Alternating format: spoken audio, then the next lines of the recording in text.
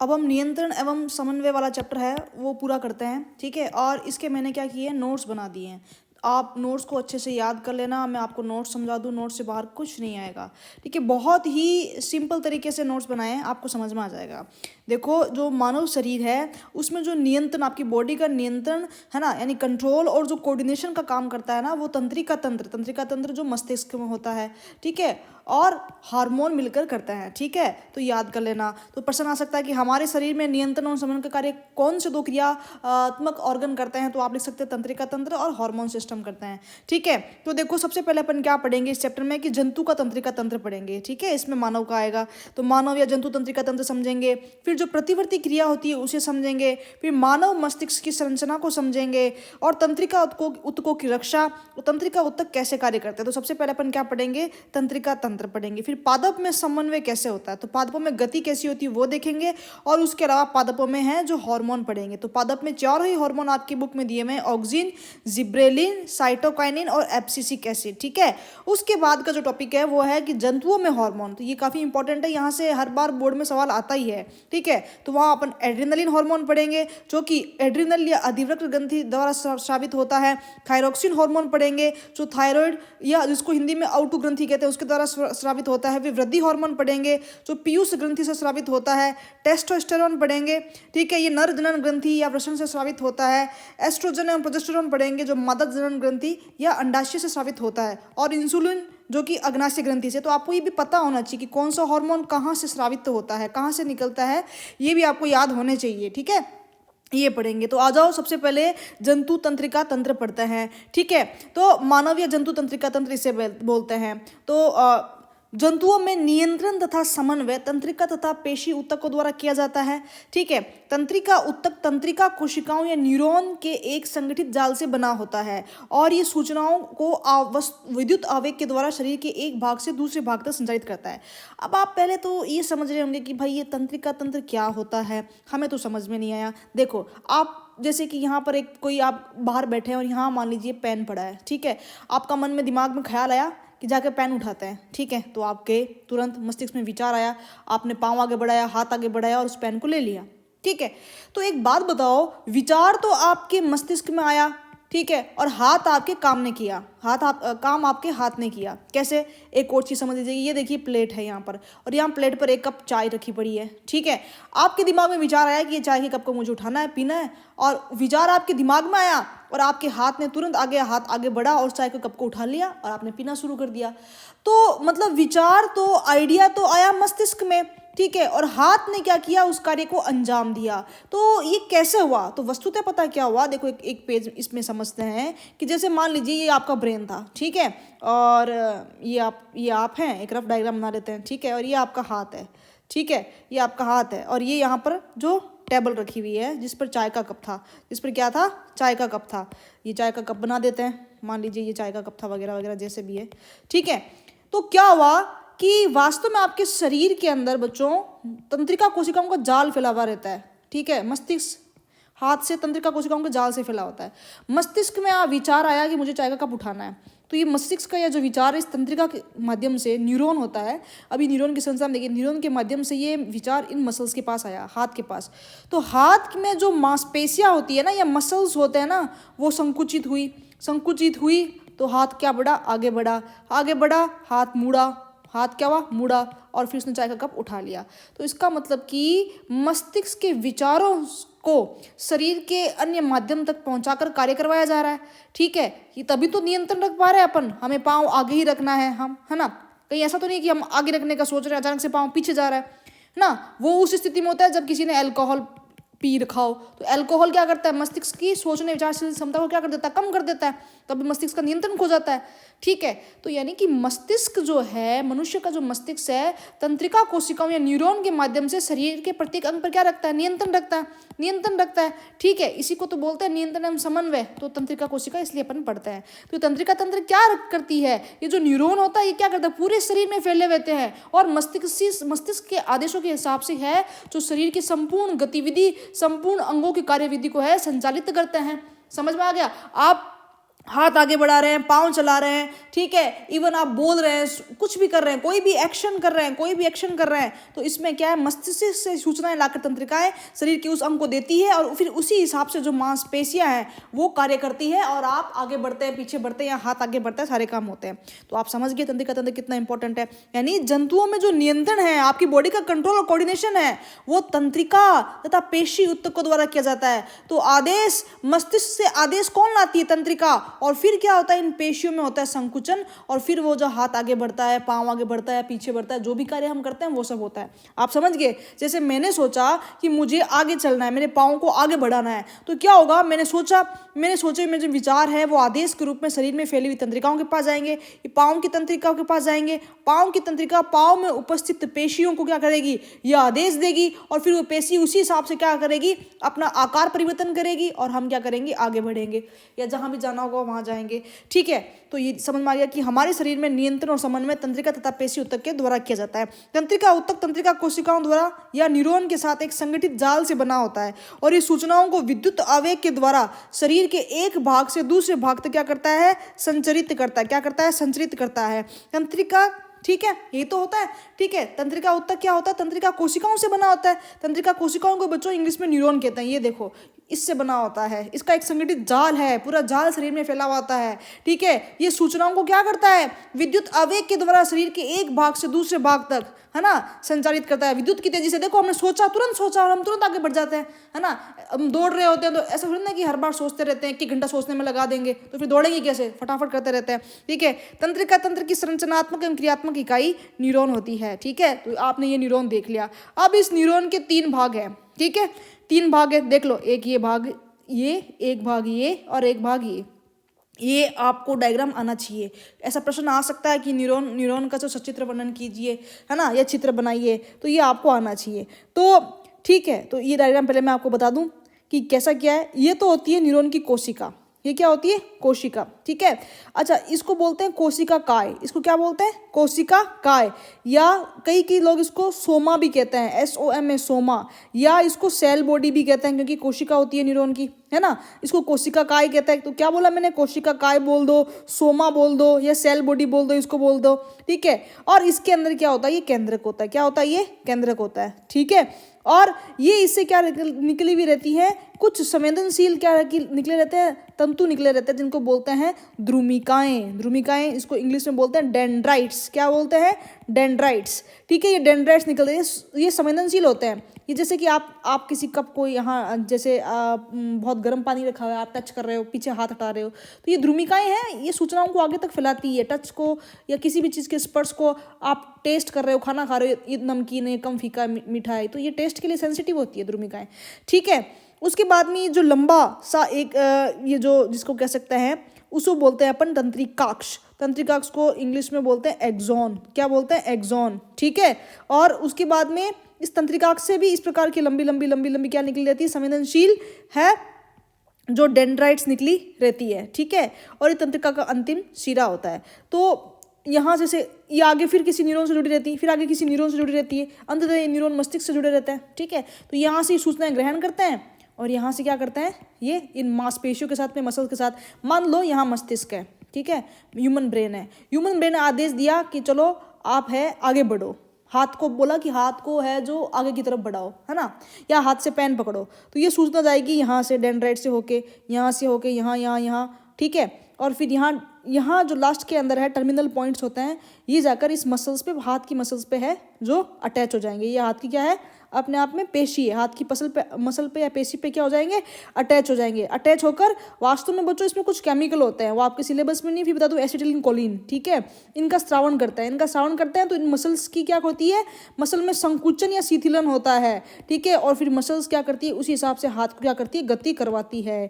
समझ गया कैसे कैसे न्यूरॉन है जो मानव शरीर के अंदर नियंत्रण या समन्वय करता है। जैसे मस्तिष्क में एक विचार आया कि अपने हाथ को मोड़ो, ठीक है, हाथ को मोड़ो, तो मस्तिष्क का ये विचार है जो इस डेंड्राइट्स, फिर ये न्यूरॉन का साइटोन, फिर ये न्यूरॉन का एक्सोन, और ये न्यूरॉन के लास्ट टर्मिनल बटन तक जाता है। और ये न्यूरॉन के जो टर्मिनल बटन होते हैं ना, ये देखो यहाँ पर ये रे, ठीक है, ये मांसपेशियों से जुड़े हुए होते हैं। ये क्या करते हैं, जब ये सूचना आती है तब ये एक केमिकल का स्त्राव करते हैं ACH, और ये क्या करता है, इस मसल्स को, पेशी के अंदर क्या होता है उसी हिसाब से क्या होता है, संकुचन होता है, फिर उसी हिसाब से हाथ क्या आपका मुड़ता है। ठीक है, तो सबसे पहले तो आपको याद रख लेना कि तंत्रिका तंत्र की संरचनात्मक और क्रियात्मक इकाई क्या है, न्यूरॉन। तंत्र ये देख लो आप, न्यूरॉन का है जो संरचना याद कर लेना, मैंने आपको समझा दिया। इसको बोलते हैं कोशिका काय, ये होता है तंत्रिकाक्ष, और ये तंत्रिका के अंतिम बिंदु होते हैं। और कोशिका काय के अंदर एक केंद्रक भी बनाया हुआ दिखाया है, और साइड में ये जो इस तरह से चीजें निकली हुई है उसको ध्रुमिका या डेंड्राइट्स कहते हैं। याद कर लोगे तो ये देख लो, मैंने बता दिया, ये जो ध्रुमिका या डेंड्राइट्स है ये सूचनाएं ग्रहण करती है, ठीक है, और रासायनिक क्रिया द्वारा विद्युत आवेग पैदा करती है। और ये विद्युत आवेग कैसे प्रवाह होता है, सूचनाएं कैसे आती है, डेंड्राइट्स से कहाँ पर आ गई, साइटोन, साइटोन से एक्सोन, एक्सोन से लास्ट में टर्मिनल बटन के पास आ गई। ठीक है, याद कर लेना। और ये क्या होती है, कोशिका काय होती है। ये कोशिका का क्या होता है, प्रमुख भाग होता है। इसमें केंद्रक पाया जाता है और बाकी चारों तरफ क्या पाया जाएगा, कोशिका द्रव्य पाया जाता है। और ये एक्सोन, इसको क्या बोलते हैं, तंत्रिकाक्ष या एक्सोन, इनमें से होकर ही तो विद्युत आवेश से आगे की तरफ यात्रा करता है। ठीक है, तो विद्युत आवेश कैसे आता है, ध्रुमिका, ध्रुमिका से कोशिका काय, फिर ये तंत्रिकाक्ष, और फिर ये लास्ट में इस तरह से जाकर फिर ये मसल्स के अंदर जाता है, और फिर मसल में जो संकुचन या शिथिलन होता है, होना होता है, वो होता है। तो समझ में आ गया, अच्छे से याद कर लेना इसको। ये डायग्राम बहुत अच्छे से याद कर लेना। देखो मैंने इसमें और अच्छे से समझा रखा है कि ये देखो, सबसे पहले 1 नंबर सूचनाएं ग्रहण तथा रासायनिक क्रिया द्वारा विद्युत आवेग यहाँ से उत्पन्न होता है, इन ध्रुमिकाओं में उत्पन्न होता है, फिर ये अंदर जाता है। 2 नंबर, ये देखो, ये विद्युत आवेग ध्रुमिका से कोशिका काय तक जाता है, फिर ध्रुमिक कोशिका काय से तंत्रिकाक्ष तक। ठीक है, एक्सोन में विद्युत आवेग का प्रवाह होता है, ये एक्सोन है या तंत्रिकाक्ष है, और फिर यहाँ से ये रसायन निकलते हैं, यानी ये एक्सोन के अंत में विद्युत आवेग कुछ रसायनों को क्या क्या करते हैं, विमोचन करते हैं, विमोचन करते हैं। ठीक है, और इस प्रकार से ये आपको बहुत अच्छे से डायग्राम आना चाहिए। उसके बाद में एक होता है रिफ्लेक्स एक्शन। देखो, हमारे शरीर में 2 चीज़ें होती है, एक तो होता है ह्यूमन ब्रेन। ठीक है, ह्यूमन ब्रेन होता है वो तो इंपॉर्टेंट है, ये सोचने समझने का काम करता है। ठीक है, सोच समझ कर जो हम काम करते हैं वो ये होता है। जैसे बच्चों, आप सबने साइकिल चलाई होगी। ठीक है, जब शुरू के पहली बार जब आप 2-3 दिन साइकिल चलाते हो, first time, very first time आप लाइफ में, चाहे वो बचपन में हो या 7वीं-8वीं क्लास में आके आपने चलाई हो, तब आपने देखा होगा कि 2-3 दिन आपको बहुत डर लगता है। बहुत क्या लगता है, डर लगता है, डर लगता है, आप गिर भी जाते हो, आपसे बैलेंस नहीं बनता है। ठीक है, और उसके बाद तो आप कैसे भी बैलेंस बना देते हो, सोचते भी नहीं हो फिर भी बैलेंस बन जाता है। सेम ऐसा स्कूटी में भी देखा होगा आपने, शुरू के 2-3 दिन तो आपको बैलेंस नहीं बनता है, कभी हैंडल घूम रहा होता है, ऐसा डर लग रहा होता है, आप बहुत दिमाग लगा के चलाते हो फिर भी, और 3-4 दिन बाद सीखने के बाद फिर तो आप आंख बंद करके चला लो, एक हाथ से चला लेते हो। ऐसा क्यों होता है, जब शुरू में पहली बार हम कोई काम करते हैं ना, फर्स्ट टाइम, तो इसमें मस्तिष्क का रोल होता है, यानी ब्रेन का। ये ब्रेन है जो बहुत सोच समझ के, अच्छा नहीं, हैंडल को सीधा रखना है, हैंडल को टेढ़ा नहीं होने देना, ऐसा करना है, वैसा करना है, तो हम बहुत डर के या बहुत सोच समझ के काम करते हैं। बाद में क्या होता है, ये आपका रिफ्लेक्स बन जाता है, आदत बन जाती है। रिफ्लेक्स कैसे, जैसे कि ये देखिए, ये गर्म पानी है, ये बहुत गर्म पानी है, आपको पता नहीं था, आपके हाथ इसको टच किया, टच करते तुरंत हटा लिया, हाथ इसको तुरंत हटा लिया, आप 1 सेकंड में हटा लेते हो, तो ये बोलते हैं रिफ्लेक्स सिस्टम। अच्छा, पता है ये रिफ्लेक्स सिस्टम ऐसा कैसे, ये कैसे होता है, अगर हाथ हटाने का ये आदेश आपके मस्तिष्क ने दिया होता ना, तो आप 2-3 मिनट सोचते, अच्छा गर्म है, गर्म होता तो क्यों करना चाहिए, गर्म होने से क्या नुकसान है, तो फिर आप हाथ नहीं हटा पाते और हाथ जल जाता।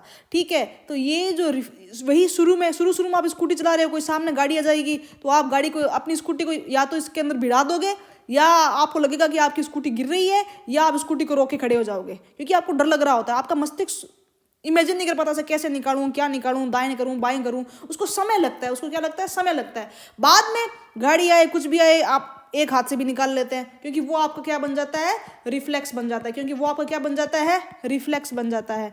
ठीक है, रिफ्लेक्स बन जाता है। ठीक है, तो ये मेरा कहने का मतलब है कि सोचने समझने की सभी क्रियाएं तो ह्यूमन का मस्तिष्क करता है, मानव का मस्तिष्क करता है। लेकिन ये जो आप तुरंत बिना सोचे समझे जो काम करने लग जाते हो, जो आपकी आदत बन जाती है, जो आपकी हैबिट बन जाती है, जो आपका रिफ्लेक्स, जैसे कि शुरू में आप गाड़ी चलाना सीख रहे हो तो वो काम आपका मस्तिष्क कर रहा है, उसमें आप बहुत गलतियां भी करते हो, सीखते भी, आपको डर भी लगता है। बाद में आप एक हाथ से चला रहे हो तो वो आपका रिफ्लेक्स बन चुका है, ठीक है। वह इसका रिफ्लेक्स का दूसरा एग्जांपल ये है कि आप किसी गर्म चीज को या किसी तीखी चीज को, सुई आपकी चुभती है, तुरंत हाथ हटा लेते हो, तो ये रिफ्लेक्स का काम मस्तिष्क नहीं करता, ये करता है आपका मेरु रज्जु। क्या करता है?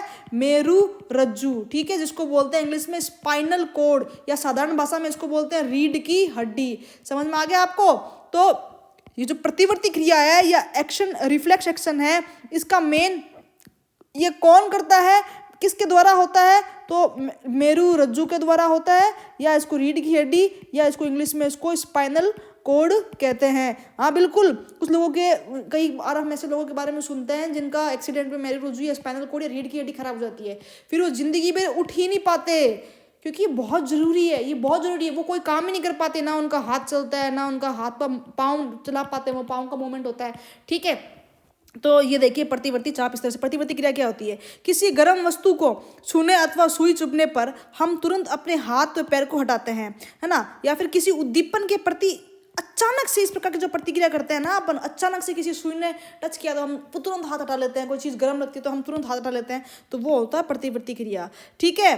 तो प्रतिवर्ती क्रिया में जो एक तो तंत्रिका तंत्र ये होती है, आगत तंत्रिका तंत्र, इसने टच किया इस चीज़ को, अरे भाई साहब ये तो बहुत गर्म है, और मेरे रज्जु को जाकर सूचना दी, मेरे रज्जु ने कहा तुरंत हाथ हटाओ, तो तुरंत इस दूसरी वाली तंत्रिका तंत्र आई और उसने कहा कि तुरंत हाथ को पीछे खींचो, पेशी को बोला हाथ को पीछे खींच लिया, तो एक चाप बनता है। जैसे कि ये गर्म, मान लो कोई बर्तन है, इस व्यक्ति ने टच किया तो यहाँ से एक तंत्रिका सूचना लगी गई मेरु रज्जु के पास, तुरंत, ये बहुत कम सेकंड्स में होता है कि मेरु रज्जु, हमने किसी बहुत गर्म चीज को छू लिया है जो शरीर के लिए नुकसानदायक हो सकती है, तो मेरु रज्जु यहाँ पर दूसरी तंत्रिका को तुरंत मैसेज देके भेजता है कि जाओ पेशी को बोलो कि तुरंत हाथ को पीछे हटाए, जो तुरंत होता है। और ये सब सिर्फ 1 सेकंड में हो जाता है, 1 सेकंड से भी कम समय में हो जाता है, ठीक है। तो ये एक तो आगत तंत्रिका जो जा रही है मेरु रज्जु के पास में, ठीक है, और एक मेरु रज्जु से निकलने वाली निर्गत तंत्रिका जो मेरु रज्जु से ये संदेश लेके आ रही है कि तुरंत हाथ हटाओ, तो ये मिलकर, और ये मेरु रज्जु होता है, स्पाइनल कोड का एक रिफ्लेक्स है, इस तरह से काटा हुआ है, ठीक है। ये मिलकर क्या बनाता है? एक प्रतिवर्ती चाप, इसको बोलते हैं प्रतिवर्ती चाप। तो प्रतिवर्ती चाप का रिफ्लेक्स आर्क का डायग्राम भी आपको याद होना चाहिए। आप बना देना कि ऐसे कोई हॉट गर्म बर्तन है तो देखोगे कि ये ग्राही, यहाँ पर त्वचा में ग्राही तंत्रिका होती है, ये ग्राही तंत्रिका या इसको संवेदी तंत्रिका कहते हैं, ये मैसेज लेके देखो ये इस तरफ जा रही है, किस तरफ जा रही है? मेरु रज्जु की तरफ, या स्पाइनल कोड की तरफ, या रीढ़ की हड्डी की तरफ, ठीक है। तो इस रीढ़ की हड्डी के अंदर, रीढ़ की हड्डी मत बोल देना, एक्चुअली इसका मतलब है रीढ़ की हड्डी के अंदर तंत्रिका कोशिकाओं का एक जाल होता है, उसे बोलते हैं मेरु रज्जु, ठीक है। तो हड्डी के अंदर जो सॉफ्ट पार्ट होता है वहाँ मेरु रज्जु होता है, ठीक है, हड्डी नहीं होती है, ठीक है। तो हाँ, साधारण भाषा में हम इसको रीढ़ की हड्डी बोलते हैं, इसलिए मैंने बोल दिया, ठीक है। तो यहाँ पर ये आई, और यहाँ ये जो दूसरी तंत्रिका है ना, ये जाती है वापस कि अरे पेशी, हाथ की पेशी को बोलते तुरंत हाथ हटाओ, तो ये क्या हो जाएगा? निर्गत तंत्रिका तंत्र, ये संवेदी, या इसको बोलते हैं मोटर तंत्रिका तंत्र, या प्रेरक तंत्रिका तंत्र बोलते हैं। और ये मेरु रज्जु, इस तरह से डायग्राम है, आपको बनाना आना चाहिए, खाली ये इतना वाला बना देना, ये पीछे जो बना है वो कोई जरूरी नहीं है, ठीक है। और अच्छा, मेरु रज्जु सिर्फ हाथ को ये मैसेज नहीं भेजती है, साथ साथ में एक मैसेज मस्तिष्क को भी फॉरवर्ड कर देती है कि हाँ इस तरह से सिचुएशन हुई थी और मैंने आदेश दे दिया है। तो मस्तिष्क के पीए का काम करती है, पर्सनल असिस्टेंट का काम करती है ये, ठीक है। तो प्रतिवर्ती क्रिया में भाग लेने वाली आगत तंत्रिका, निर्गत तंत्रिका और मेरु रज्जु मिलकर प्रतिवर्ती चाप बनाते हैं। तो प्रतिवर्ती चाप क्या होता है पूछ सकते हैं, तो बोल दिया ना कि किसी प्रतिवर्ती क्रिया में भाग लेने वाली ये संवेदी या आगत तंत्रिका तंत्र, ठीक है, ये मेरु रज्जु, और यहाँ से निकलने वाली प्रेरक या निर्गत तंत्रिका तंत्र, तीनों का समन्वित कार्य ही प्रतिवर्ती चाप कहलाता है। समझ गए आप? ठीक है। तो पूरे शरीर की तंत्रिकाएं मेरु रज्जु में मस्तिष्क को जाने वाले रास्ते में एक बंडल में मिलती है। ये पूरे शरीर की जो तंत्रिकाएं है ना, ठीक है, पूरे शरीर की तंत्रिकाएं पहले रीढ़ की हड्डी से होकर फिर मस्तिष्क में जाती है गर्दन के थ्रू, ठीक है। आप देख लो आपके शरीर क्या करती, तो ये रीढ़ की हड्डी से होकर फिर गर्दन के थ्रू मस्तिष्क में जाती है, ठीक है। तो प्रतिवर्ती चाप इसी मेरु रज्जु में बनते हैं। यद्यपि ये सूचना मस्तिष्क तक भी जाती है, मैंने कहा ना एक मैसेज ये मस्तिष्क को भी फॉरवर्ड कर देगा कि हाँ हमने ये हाथ हटवाया है, ठीक है। अधिकतर जंतुओं में प्रतिवर्ती चाप इसलिए विकसित हुआ है क्योंकि इनके मस्तिष्क के सोचने का प्रक्रम बहुत तेज नहीं था, ठीक है। अच्छा, आप पूछ सकते हैं कि अब देखो मस्तिष्क का सोचने का प्रक्रम बहुत तेज नहीं होता, मस्तिष्क फिर भी 2-4 सेकंड लगा देता है, ठीक है। जबकि मेरुरज्जु मस्तिष्क से आप सोचोगे ना तो 2-4 मिनट लग जाएंगे, और फिर उसमें आप क्या कर दोगे, गलती कर दोगे, एक्सीडेंट होने के चांस होते हैं। ऐसा स्कूटी चलाते टाइम आपने देखा होगा, शुरू के अंदर आप मस्तिष्क से सोचते हो, आपको डर लगता है हैंडल को इधर करूँ या इधर करूँ, रेस की जगह आप क्या दबा देते हो, ब्रेक दबा देते हो। ऐसा शुरू में होता है, हाँ। बाद में वो आपका मेरुरज्जु करने लग जाता है कार्य, तो फिर आपको डर नहीं लगता है और आप बड़े बेफिक्र, रिफ्लेक्स बन जाता है, क्योंकि उसमें फिर समय कम लगता है ना, समय कम लगता है। मस्तिष्क समय तो लगाता है लेकिन फिर ज़्यादा लगा देता है ना सोचने समझने में, तो ये इसका कार्य है, ठीक है। समझ गए आप अच्छे से। अब मानव मस्तिष्क की बात करते हैं, तो मानव मस्तिष्क का पहले डायग्राम देख लो, ये आपको आना चाहिए, थोड़ा बहुत आप बना सकते हो, ठीक है। शायद उस बुक में भी अच्छा से दिया हुआ, पर इस तरह से आप इतना बना देना। तो ये ह्यूमन का है जो ब्रेन है, ठीक है। ये बाहर कपाल होता है, ठीक है, और कपाल और ह्यूमन ब्रेन के बीच में कुछ तरल या द्रव होता है, इसको सेरिब्रो स्पाइनल फ्लूइड कहते हैं। ये तरल या द्रव मस्तिष्क की चोट से सुरक्षा करने में फायदेमंद है। इसको, ये मस्तिष्क की जो कपाल या भित्ति होती है, इसको ड्यूरामेटर बोलते हैं, ठीक है। तो ये ध्यान रख लेना। तो मानव मस्तिष्क क्या है, यह शरीर का मुख्य समन्वय केंद्र है। अब मानव तंत्रिका तंत्र जो होता है बच्चों, ये 2 पार्ट होते हैं, केंद्रीय तंत्रिका तंत्र और परिधीय तंत्रिका तंत्र। तो मानव तंत्रिका तंत्र को हम 2 भागों में बांटते हैं, केंद्रीय तंत्रिका तंत्र और परिधीय तंत्रिका तंत्र।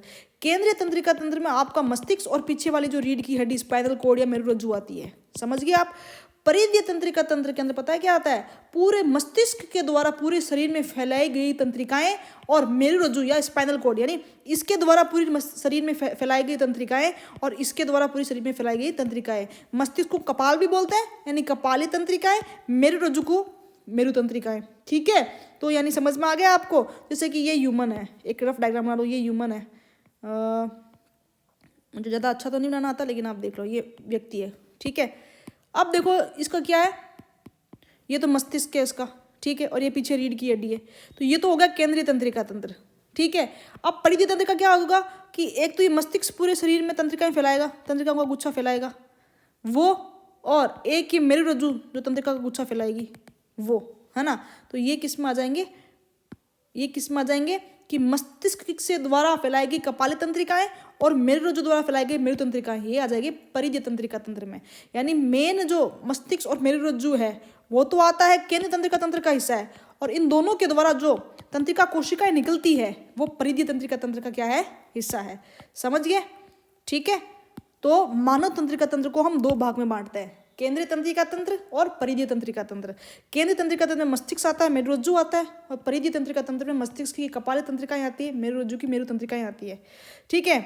अब यहाँ पर क्या होता है केंद्रीय तंत्रिका तंत्र में, यहाँ सोचने और समझने की जटिल क्रियाविधि होती है। हम जो सोचते हैं, समझते हैं, जो अनुभव हमें होते हैं, है ना। जैसे भाई हमने किसी को, मान लीजिए कि कोई हमने जहरीला फल खा लिया, या मान लीजिए नींबू खा लिया एक बार, बाद में लगेगा अरे नहीं ये तो बहुत खट्टा होता है, इसको सीधा नहीं खाना चाहिए, है ना, दोबारा ये चीज़ याद रह जाती है हमें, ठीक है। तो इस प्रकार की जो चीज़ें, ठीक है, सोचने समझने की जटिल क्रियाविधि और भविष्य के अनुभव जो आपको याद भी रहते हैं, है ना। कभी कभी हम बहुत तेज़ से क्या चलाते हैं, स्कूटी चलाते हैं, फिर एक बार आपकी स्कूटी भिड़ जाती है, फिर आपकी कई दिनों तक हिम्मत नहीं होती, वो चीज़ें याद आती रहती है कि एक बार हम इतना बुरा गिरे थे, इतना बुरा गिरे थे, तेज चलाएंगे तो ऐसा हो जाएगा, वैसा हो जाएगा, ठीक है। तो यहाँ सोचने समझने की जटिल क्रियाविधि होती है। ये शरीर के सभी भागों से सूचनाएं प्राप्त करते हैं तथा इनका समाकलन करते हैं। शरीर के सभी भागों से सूचनाएं हैं, मस्तिष्क और मेरुरज्जु तक जाती है, और इनका क्या करते हैं, इंटीग्रेशन या समाकलन करते हैं, एनालिसिस करते हैं, सोचते हैं, समझते हैं, चीज़ों को सीखते हैं, ठीक है। उसके बाद में जैसे मान लो कि आप 2 दोस्त हैं, ठीक है, आपने एक दिन अपने दोस्त को देखा कि अरे भाई साहब ये तो मेरे साथ चीटिंग कर रहा है, ये कर रहा है, इसने तो मेरा जो टेस्ट है उसमें से चीटिंग कर ली, तो फिर आप हमेशा के लिए याद करोगे अच्छा वो तो इंसान हाँ टेस्ट में चोरी कर सकता है, चीटिंग कर सकता है, किसी की नकल मार सकता है। तो ये सब चीज़ें हैं, बातें हैं, सारे अनुभव है, सब चीज़ें आपके मस्तिष्क और मेरुरज्जु में क्या करती रहती है, चलती रहती है। जो आप बाहर ऑब्जर्व करते हो, जो आप उससे सीखते हो, जो आप याद करते हो, जैसे आपको जीवन में अनुभव होते हैं, ठीक है, अच्छे अनुभव, बुरे अनुभव, अच्छा जन्मदिन है उसका तो विश करना चाहिए, सब आदत, ये सब हमें इन सब का हिस्सा होता है, ठीक है। परिधीय तंत्रिका तंत्र क्या करता है कि ये शरीर के माध्यमों से जो सूचनाएं होती है उनको ला करके मस्तिष्क को देता है, और मस्तिष्क और मेरू जो इनको ऑर्डर करते हैं ना, यहाँ से हाथ हटाओ या इसको थप्पड़ मारो या यहाँ से भाग चलो, ये सब काम जो मस्तिष्क को आदेश देते हैं वो करते हैं। ठीक है, समझ गया आपको? ठीक है, यानी जो परिधि तंत्रिका तंत्र क्या करता है, केंद्रीय तंत्रिका तंत्र से सूचनाएं जो प्राप्त सूचनाओं के अनुसार कार्य करता है, और अपनी कोई भी संवेदना या सूचना जो उनको प्राप्त हुई है वो केंद्रीय तंत्रिका तंत्र तक पहुंचाता है। अब मानव मस्तिष्क के 3 भाग है। एक तो आगे वाला हिस्सा है ना, ये डायग्राम देखो, इसको आगे वाला हिस्सा इसको बोलते हैं अग्र मस्तिष्क। ठीक है, और ये जो बीच वाला हिस्सा है ना, इसको बोलते हैं मध्य मस्तिष्क, और ये जो पीछे वाला हिस्सा इसको बोलते हैं पश्चिम मस्तिष्क। ठीक है, याद हो गया? ये जो आगे वाला हिस्सा है बच्चों इसको बोलते हैं अग्र मस्तिष्क, और ये बीच वाला जो हिस्सा है ना इसको बोलते हैं मध्य मस्तिष्क, और ये पीछे वाला हिस्सा इसको बोलते हैं पश्चिम मस्तिष्क। ठीक है, अग्र मस्तिष्क में आता है प्रमस्तिष्क। ये देखिए प्रमस्तिष्क, ये बहुत बड़ा होता है। ठीक है, इसका काम भी बहुत इंपॉर्टेंट है, सोचना, समझना, संवेदी सूचनाएं प्राप्त करना, भूख प्यास, ऐच्छिक गतिविधियों का जो ऐच्छिक गतिविधियां तो सबका नियंत्रण है जो क्या करता है, ये प्रमस्तिष्क करता है। अच्छा, ये नहीं हो तो व्यक्ति ना सोच पाए ना समझ पाए, है ना, भूख प्यास ऐसी गतिविधियों का नियंत्रण भी नहीं कर पाए। ठीक है, ये जो मध्य मस्तिष्क है इसके अंदर ये देखिए ये हाइपोथैलेमस होता है, और ये एक महत्वपूर्ण अंग पीयूष ग्रंथि होती है, ये भी दोनों बेहद इंपॉर्टेंट है। और ये जो पश्चिम मस्तिष्क होता है उसमें बच्चों ये पोन्स वेरोलाई होता है। ठीक है, और ये मेडुला ऑब्लोंगेटा होता है, और ये अनुमस्तिष्क होता है। ठीक है, अच्छा, अग्र मस्तिष्क और मध्य मस्तिष्क और पश्चिम मस्तिष्क एक बहुत बड़ा अंतर है। ये तो करता है ऐच्छिक क्रियाओं का नियंत्रण, और ये करता है अनैच्छिक क्रियाओं का नियंत्रण। अब आप पूछेंगे ऐच्छिक क्रियाएं और अनैच्छिक क्रियाएं क्या होती है? एक बात बताऊं, ऐच्छिक गतिविधियां जैसे कि कुछ हद तक भूख है, आपकी इच्छा पर निर्भर कर, देखिए वैसे तो लग जाएगी लेकिन आप कंट्रोल कर सकते हो।